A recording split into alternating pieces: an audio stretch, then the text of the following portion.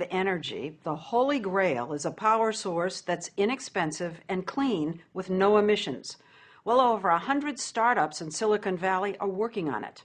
One of them, Bloom Energy, is about to make public its invention, a little power plant in a box they want to put literally in your backyard. You'll generate your own electricity with the box, and it'll be wireless. The idea is to one day replace the big power plants and transmission line grid the way the laptop moved in on the desktop and cell phones supplanted landlines. It has a lot of smart people believing and buzzing, even though the company has been unusually secretive until now.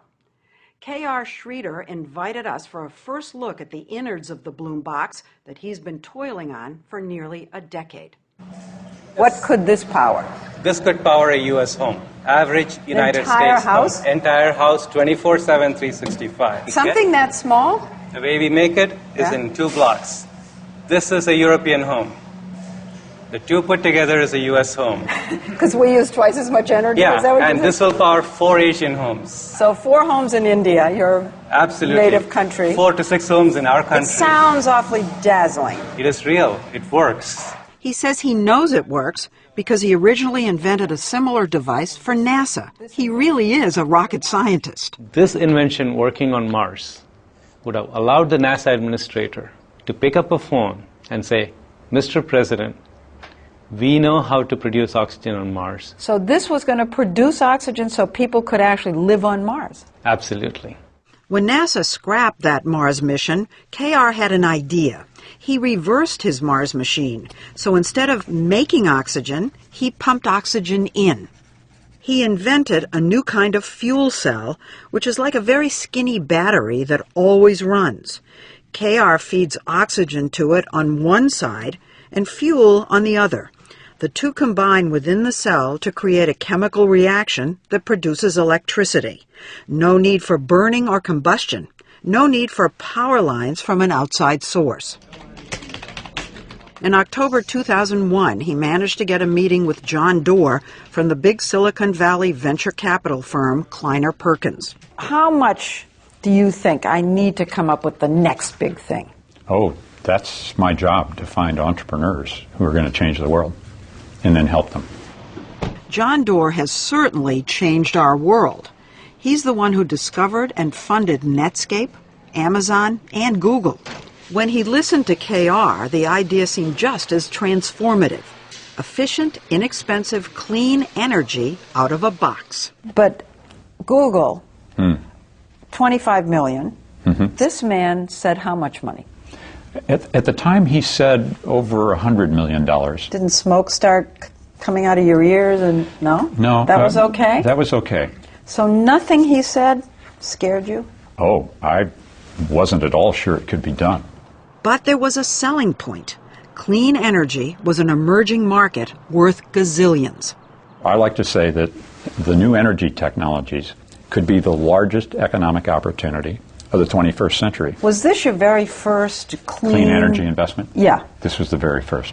Many followed, and the clean tech revolution in Silicon Valley was off and running, with startups that produce thin, flexible solar panels, harness wind with giant balloons, or develop new fuels from algae. But Bloom is among the most expensive. I heard actually so far, not just from Kleiner Perkins, but total $400 million. You're in the ballpark. With that kind of money comes a lot of buzz. In Silicon Valley, every time a company raises over $100 million and they haven't come out with a product yet, everybody starts getting the heebie-jeebies.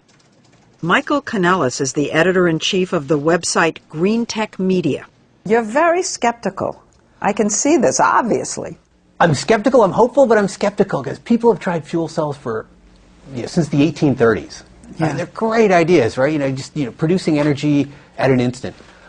But they're not easy. They're like the divas of industrial equipment. You have to put platinum inside there. You've got to put zirconium. The little plates inside have to work not just for an hour or a day, but they have to work for 30 years, nonstop. And then the box has to be cheap to make. One thing stoking his skepticism, K.R.'s been hyper-secretive. No sign on his building, a cryptic website, and no public progress reports.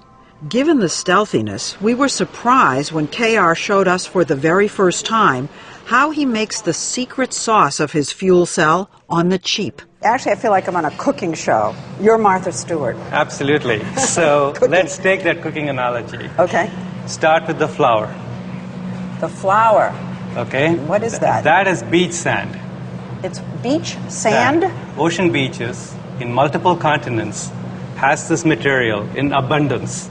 He said he bakes the sand and cuts it into little squares. Okay, so this is beach sand turned magically into a ceramic. Yeah, into a ceramic.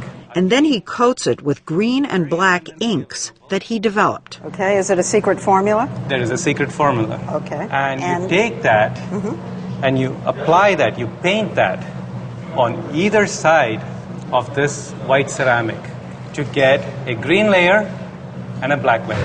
And that's it? That's it. That's the secret. So what I'm holding in my hand is a fuel cell. This is the fuel cell? This is the fuel cell. Skinny, and this will generate power. This will generate power.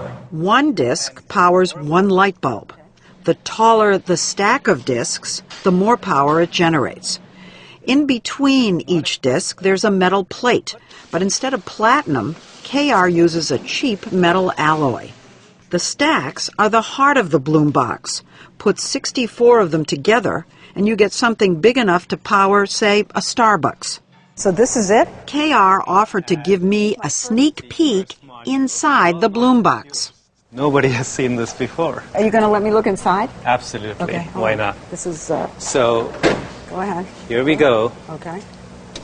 Oh. All those modules that we saw go into this big box. Fuel goes in, air goes in, out comes electricity. Is the Bloom box intended to get rid of the grid?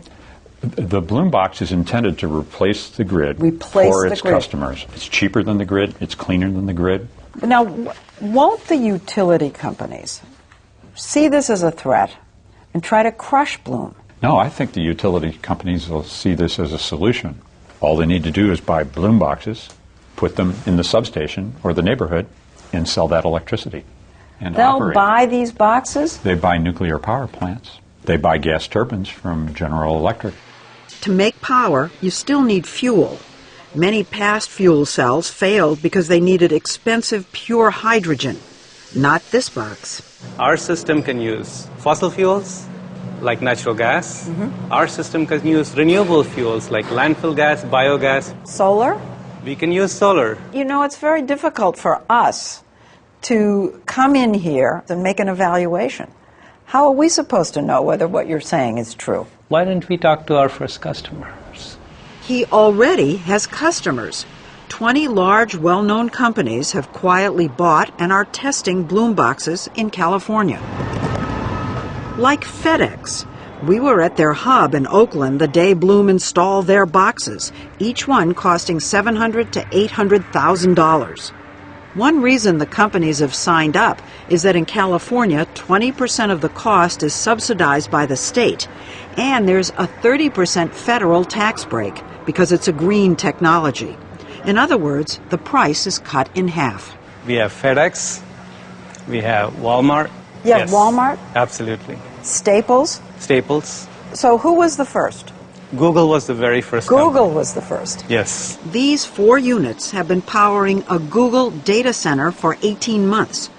They use natural gas, but half as much as would be required for a traditional power plant. KR told us that 3 weeks in at Google, suddenly one of the boxes just stopped. Your heart just drops. Did you panic? For a short while? Yes. He fixed that, then there was another incident. The air filters clog up and air is not coming into the system because the highway is kicking dirt.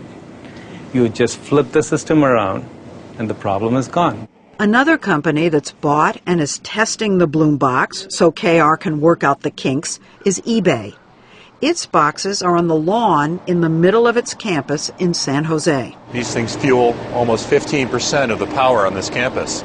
John Donahoe, the CEO of eBay, says its 5 boxes were installed 9 months ago and have already saved the company more than $100,000 in electricity costs. It's been very successful thus far. They've done what they said they would do. eBay's box